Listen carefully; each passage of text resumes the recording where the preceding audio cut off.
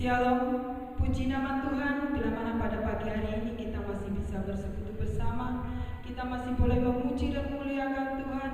Tuhan masih beri kesehatan, kekuatan bagi kita walaupun kita beribadah di rumah masing-masing. Tapi kami yakin dan percaya hadirat Tuhan hadir di tengah-tengah kita.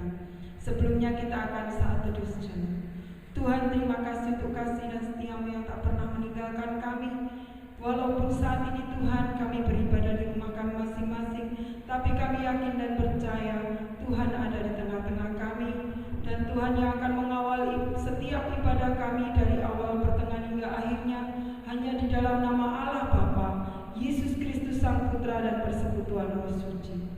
Haleluya, amin. Kita akan mengawali ibadah kita dan kita memuji Tuhan, ku menyembah dalam kudus hadirat-Mu. Ku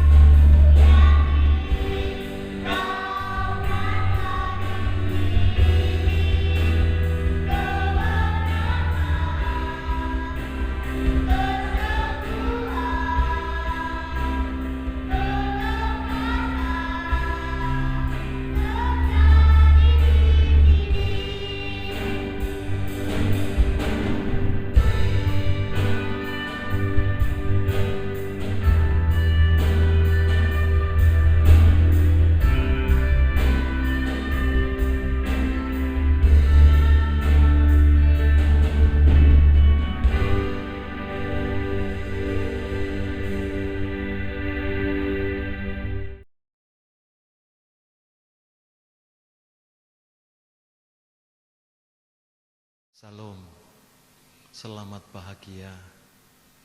Hari ini kita bisa berhimpun untuk memuliakan nama Tuhan. Baru saja kita peringati hari kenaikan Tuhan Yesus ke surga. Sebelumnya dia mengatakan, aku pergi untuk menyediakan tempat bagimu. Apabila aku sudah pergi dan sudah menyediakan tempat bagimu, aku akan datang kembali kepadamu, akan membawa kamu ke tempatku, supaya di mana aku berada, kamu pun berada. Satu janji yang mulia, dia akan datang kembali untuk menjemput kita sekalian. Nah, kemudian sebelumnya dia memberi amanah. Dikatakan amanahnya sebagai berikut. Pergilah, jadikanlah segala bangsa muridku, baptislah mereka dalam nama Bapa dan Putra dan Roh Kudus, ajarlah mereka melakukan segala sesuatu yang kuperintahkan kepadamu. Bapak Ibu, jadi apa yang diajarkan dalam situasi seperti ini?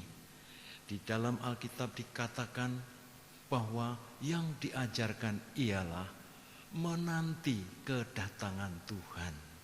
Bagaimana kita menanti kedatangan Tuhan? Mari kita membaca firman Tuhan dari Matius pasal 25 ayat yang ke-14 mulai dibaca. Seperti ini bunyinya. Sebab hal kerajaan surga sama seperti seorang yang mau bepergian ke luar negeri, yang memanggil hamba-hambanya dan mempercayakan hartanya kepada mereka. Yang seorang diberikannya 5 talenta, yang seorang lagi 2, dan yang seorang lain lagi 1, masing-masing menurut kesanggupannya. Lalu ia berangkat. Segera pergilah hamba yang menerima 5 talenta itu. Ia menjalankan uang itu lalu beroleh laba 5 talenta. Hamba yang menerima 2 talenta itu pun berbuat demikian juga dan berlaba 2 talenta. Tetapi hamba yang menerima 1 talenta itu pergi dan menggali lubang di dalam tanah, lalu menyembunyikan uang tuannya. Lama sesudah itu pulanglah tuan hamba-hamba itu, lalu mengadakan perhitungan dengan mereka. Amin. Bapak Ibu yang dikasihi Tuhan, bacaan tadi menyatakan beberapa perintah yang harus kita lakukan dalam rangka menanti kedatangan Tuhan. Perintah yang pertama yang dituliskan di sini, kita harus produktif. Kita harus produktif, yaitu harus menghasilkan sesuatu untuk Tuhan. Kata menghasilkan itu menjadi benang merah di dalam kitab Matius. Yohanes berkata demikian. Ya, hasilkanlah buah yang sesuai dengan pertobatan. Jadi kalau orang itu bertobat, maka dia mesti harus menghasilkan sesuatu yang sesuai dengan pertobatannya. Yang dulunya bengis menjadi mengasihi, yang dulunya kasar menjadi lemah lembut. Itulah buah-buah yang dihasilkan dari buah pertobatan. Bapak Ibu yang saya kasih dalam Tuhan, bacaan ini seorang tuan memanggil 3 hambanya dan mempercayakan hartanya kepada mereka. Yang satu diberi 5 talenta, yang nomor 2 diberi 2 talenta, yang nomor 3 diberi 1 talenta, sesuai dengan kesanggupannya. Kalau orang itu sanggupnya menerima 1 talenta, andai kata dikasih 5 talenta, jelas dia tidak bisa melaksanakan itu. Atau sebaliknya, yang 5 talenta diberi 1, pasti dia kebingungan. Jadi Tuhan itu adil. Dia memberikan talenta kepada mereka sesuai dengan kapasitasnya, sesuai dengan apa kesanggupannya. Saudaraku yang dikasihi oleh Tuhan, talenta itu adalah uang perak. Nilainya adalah 1.625 US dollar. Kalau diterjemahkan kepada kita, andai kata sekarang 15.000 US dollar, maka 1 talenta sama dengan 24.375.000. Itu 1 talenta. Jadi kalau yang 2 talenta dilipatkan 2 kali, kalau yang 5 talenta ya seperti itu. Saudaraku yang dikasihi oleh Tuhan. Jadi Tuhan kadang-kadang memberikan karunia berbeda-beda. Memang manusia itu beda kesanggupannya. Tetapi yang dimaksudkan itu bukan diberikan, tetapi dipercayakan. Artinya apa? Orang yang menerima karunia harus mempertanggungjawabkan karunia itu. Sebab di dalam ayat 19 tadi dikatakan bahwa Tuhan itu nanti akhirnya akan memperhitungkan tentang yang dipercayakan. Kalau kita lihat di dalam bagian ini bahwa yang mendapat 5 talenta, ayat suci ayat 16 itu berkata, segera dia menjalankan uang, buka usaha, kemudian segera dia menjalankan usaha-usaha seperti itu. Jadi tidak menunda waktu, tidak tunggu-tunggu waktu, tidak olor-olor waktu. Jadi langsung ia bekerja. Dia bekerja dengan rajin, bekerja dengan luar biasa, dan seperti itu. Alhasil pada waktu yang sudah ditentukan, dia mendapatkan laba 5 talenta. Demikian juga yang 2, yang mendapatkan 2 talenta. Ia bekerja seperti hanya yang dikasih 5 talenta tadi. Dan dia juga beruntung 2 talenta. Jadi mereka mempunyai keuntungan 100% masing-masing. Saudara, kenapa dia bisa berlipat-lipat? Karena ada usaha keras. Dia ada keinginan yang keras.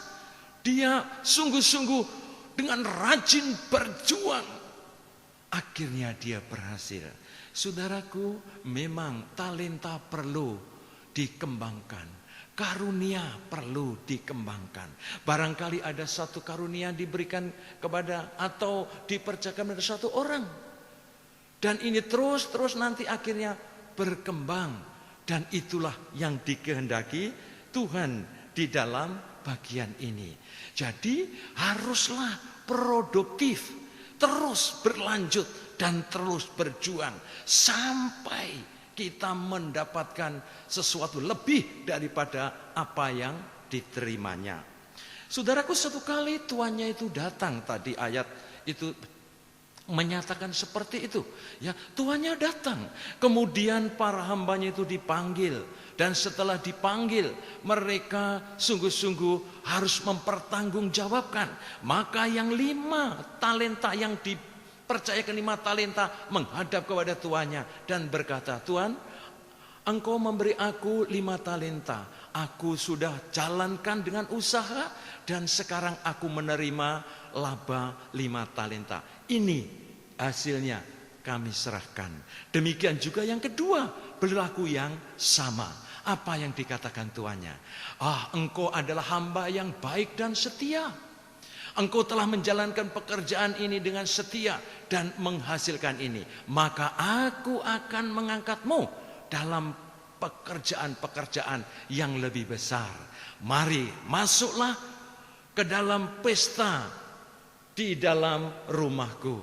Mereka bersukacita bersama. Oh saudaraku, itulah orang produktif. Orang yang menjalankan kehendak Tuhan.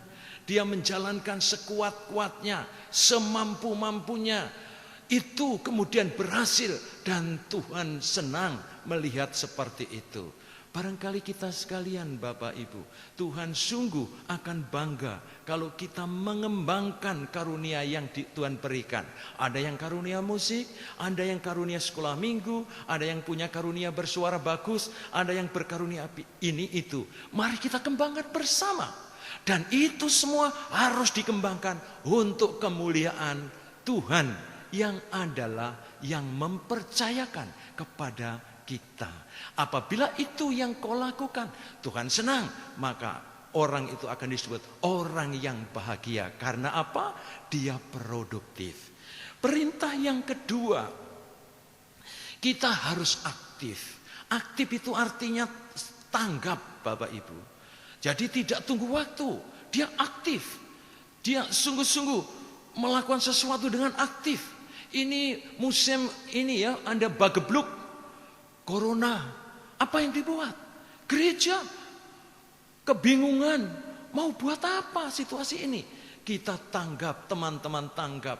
Kita aktif. Akhirnya seperti ini kita bisa jalankan.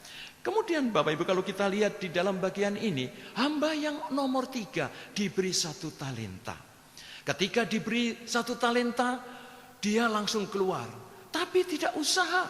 Dia gali lubang dan uang yang dimiliki itu dimasukkan di lubang dan ditutup dengan tanah. Setelah itu Tuhan datang yang diberitakan tadi. Dan dia dengar itu tuannya datang. Maka dia segera mengambil uang tuannya itu. Dan kemudian dibawa menghadap. Dengan ucapan seperti ini. Tuan, aku tahu bahwa Tuan ini orangnya kejam. Orangnya keras. Tidak punya pri kemanusiaan. Kau mengambil tanpa menabur. Kau mencari keuntungan dari orang lain. Karena itu aku takut menggunakan uang Tuanku. Maka aku simpan di dalam lubang tanah. Dan ini Tuanku, uangmu tak kembalikan sekarang. Saudaraku, itu semua alasan yang dikemukakan oleh hamba yang nomor 3. Saudaraku yang dikasihi oleh Tuhan, dia tampaknya tidak berbuat apa-apa. Dia tidak berusaha apa-apa. Sehingga itulah yang dikerjakannya. Orang yang tidak pernah berbuat apa-apa alasannya banyak. Yang repot, yang apa, tidak ada waktu. Sedangkan waktu diberikan Tuhan 24 jam sehari. Yang terutama manage baik-baik Bapak Ibu. Dia luangkan waktu untuk Tuhan, untuk berdoa, baca firman. Ini alasan orang yang sungguh-sungguh di dalam ayat suci ini orang yang tidak melakukan apa-apa. Kemudian Tuhan itu berbicara dengan hamba yang menyatakan demikian. Hai hamba yang jahat dan malas. Engkau tahu kalau aku seperti yang kau katakan itu. Semestinya engkau berikan orang lain supaya orang lain bisa berkembang. Sekarang kamu tahan.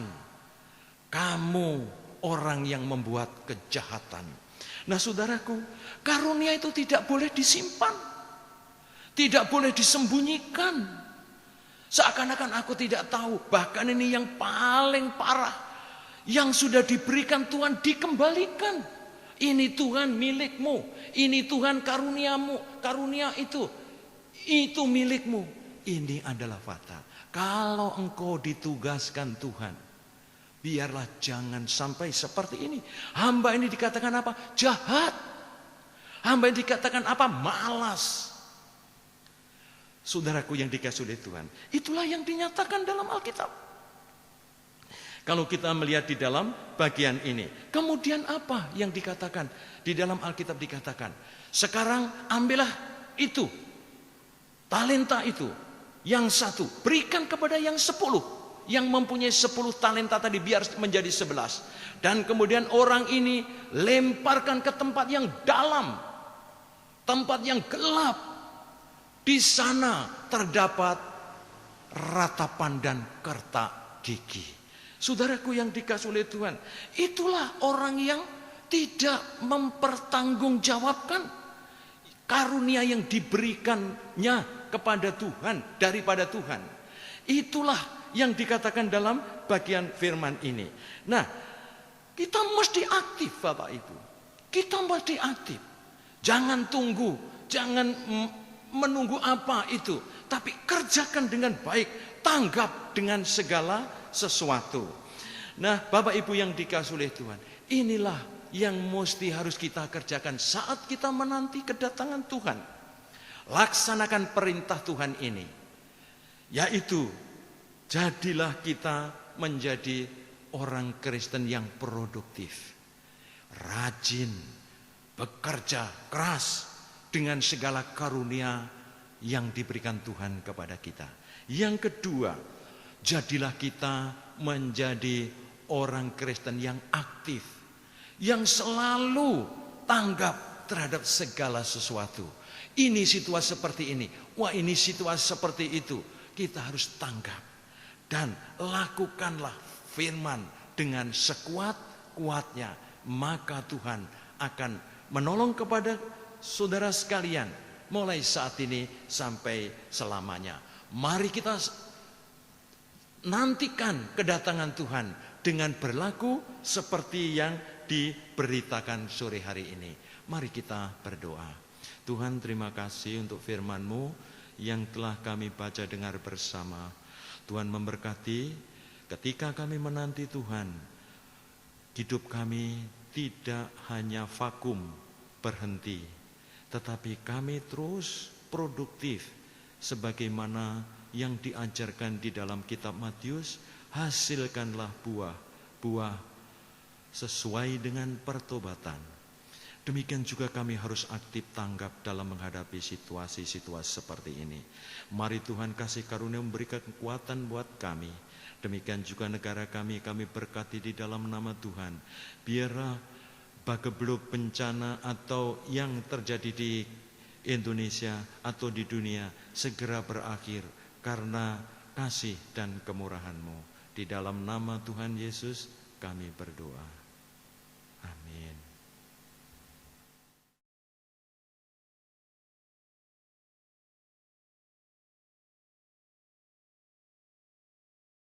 Demikian indah firman Tuhan yang telah kita dengar pada pagi hari ini, dan kita akan mengakhiri pada sebelum kita menerima berkat dari Tuhan, kita akan pujikan satu pujian, Bapakku yang di surga.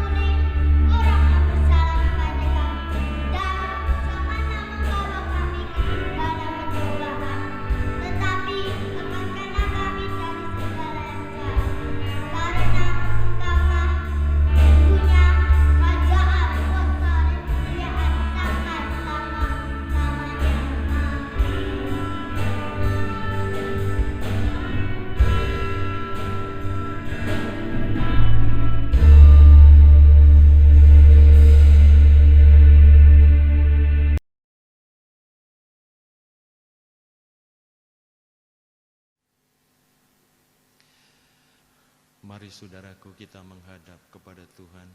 Arahkanlah hatimu kepadanya dan terimalah berkat-berkat-Nya. Damai sejahtera dari Allah Bapa, Putra dan Roh Kudus memimpin dan memberkati jemaat sekalian mulai dari saat ini sampai Maranatha. Tuhan datang kembali.